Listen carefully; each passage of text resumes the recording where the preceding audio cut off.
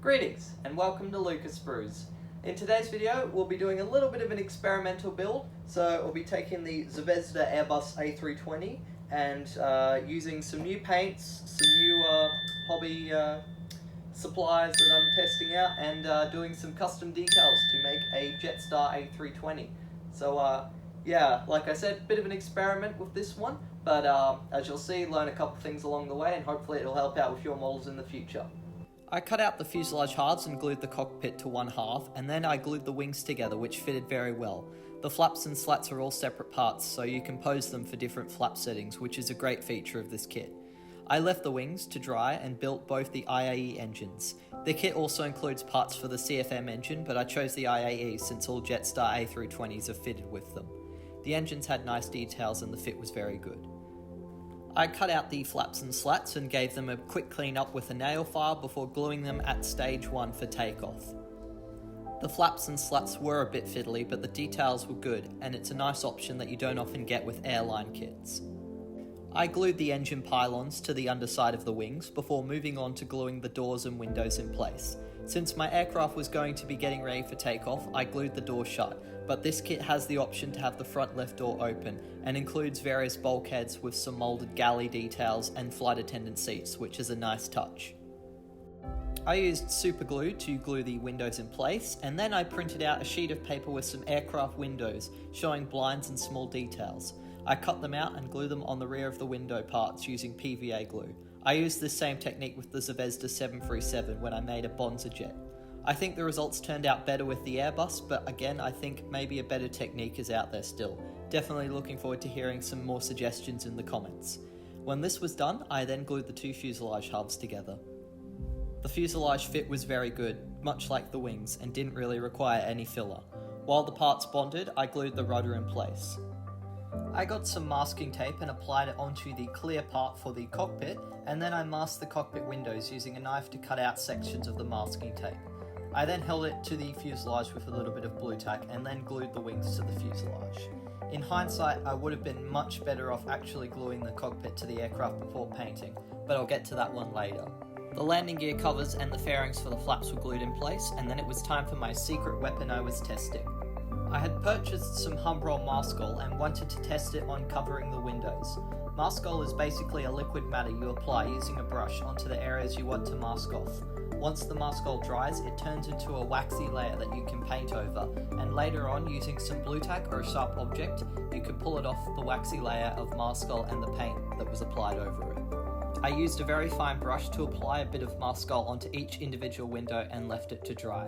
This was a bit tricky, and doing this step I would definitely recommend you make sure you have enough Maskol on the windows. I was also testing out a new paint on this model, Boston Bright Chrome Spray Paint. This paint comes in a can, so it's not my usual method of painting.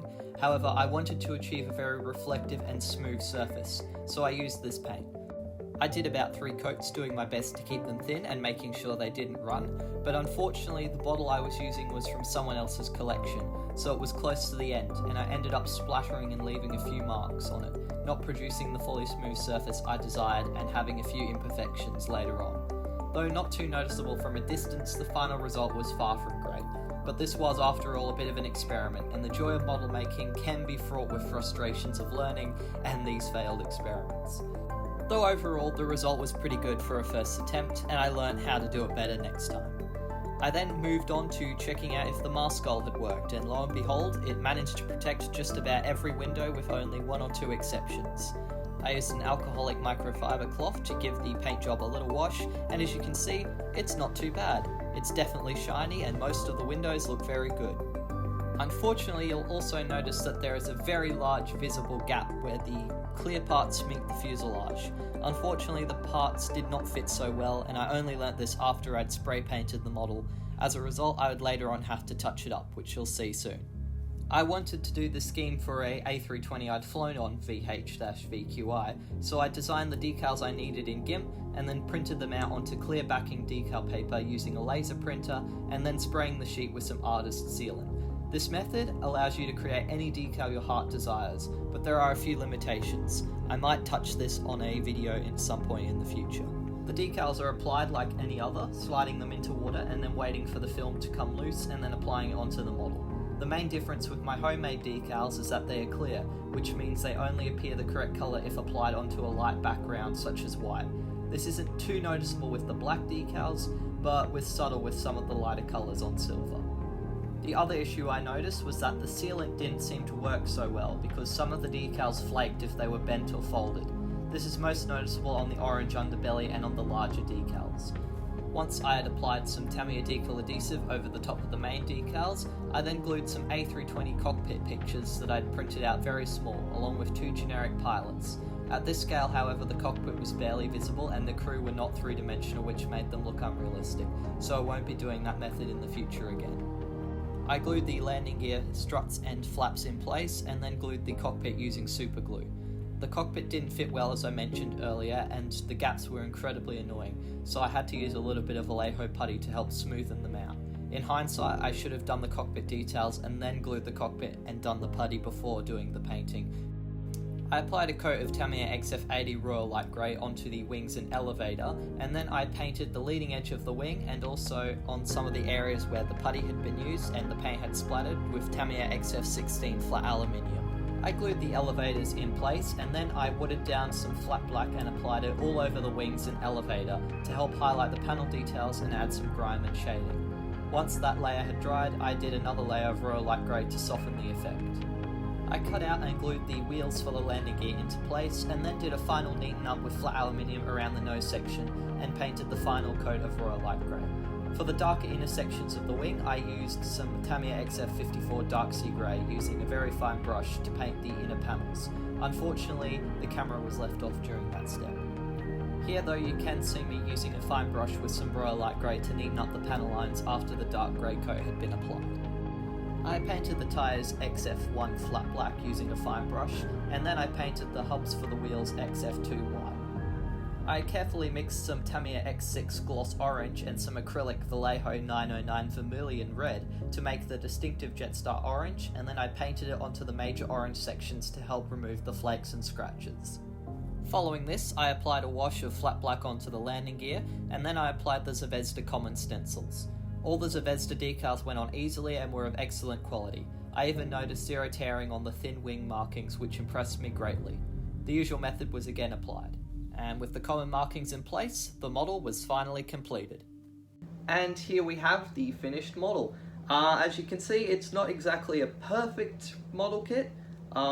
There's definitely a few places that could have been done neater, and I've definitely made a few mistakes in the process of making this one, but I believe that modelling is a mix of doing what you're good at and also being willing to branch out and try some new tricks and make a few kits that aren't the best to learn as you go along. So I really do hope this video was helpful in terms of showing some of the mistakes and also some cool things to try. I'm quite happy with how this turned out. I'm a really big fan of doing these custom decals, even though, as I mentioned, they have their limitations. I still think being able to create whatever aircraft scheme you want is a very powerful tool as a modeler. The Vallejo putty I'm a really big fan of. I've tried out the Tamiya putty and it's good, but personally the Vallejo putty's a lot less fuss, especially to clean up. And obviously spraying an aircraft for the first time, I didn't do a perfect job of that, but I'll definitely be improving in the future, and I'm very happy to have done this kit. I've always wanted to do a Jetstar A320, but obviously until I was able to actually make the decals or buy some online, I couldn't really do that. The Zvezda A320 kit, overall, it's a really good kit. The only issue I had, as I mentioned with it, was the cockpit section here. You can still kind of see the seam if you look really closely. I probably could have neatened that up a little bit more with the putty. But otherwise, it goes together really quite easily. You've got a fair few nice little options. I love the flaps and the main door. Even though I didn't use the main door feature, I would love to in the future grab another one and do that. The details on it are really good. And I especially love the common marking, like the stencils are amazing. They capture all of the really nice fine details. So yeah, a little bit of a hodgepodge with the new techniques, meaning it's not perfect, but this kit, if you're an experienced modeler, can produce a really amazing final result. And I'm sure with a little bit more practice I'll get some better results as well. But anyways, I hope you enjoyed watching this video and found it useful and also interesting. And if you enjoyed, please be sure to leave a like, and if you've got any suggestions or questions, please be sure to leave them down in the comment section below. And a shout out to Tectonic Hobbies who have supported this video. You can buy Zvezda kits from our store down on 447 Wisest Road, Maroochydore. I don't think we've got the A320 in stock at the moment, and I'm not even sure if it's still available. It might be finishing up because they've changed over to the A320 Neo. But that's available from our store, and if you want, and if it's not in stock and you swing by, then just go up to the front and we'll see if we can order the stuff in for you. And another shout out. Why did I do that? And another shout out to my wonderful patrons who help fund these videos: Archie Palmer, Emo, J&K Jones, and Joan Moss. Thank you so much, guys, and until the next video, model on.